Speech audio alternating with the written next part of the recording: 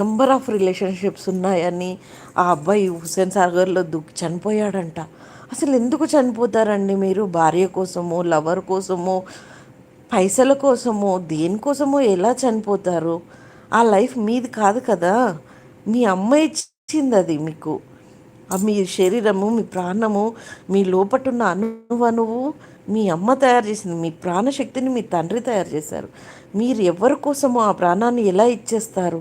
అలా ఎలా దూకి ఆ అబ్బాయి ప్రాణం వదిలేస్తాడు? నాకు అర్థం కాలేదు.